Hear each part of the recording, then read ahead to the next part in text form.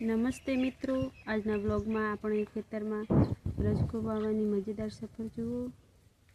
સવારની તૈયારીથી લઈને બી વાવવા સુધી અને જમીન તૈયાર કરવાની દરેક પ્રક્રિયા આ વિડીયોમાં કેપ્ચર કરી છે। ગામની હવા, મહેનત અને ખેતી પ્રત્યેનું પ્રેમ બધું જ એક જ બ્લોગમાં છે। વિડીયોને લાઈક, શેર અને ચેનલને સબસ્ક્રાઈબ કરવાનું ભૂલતા નહીં।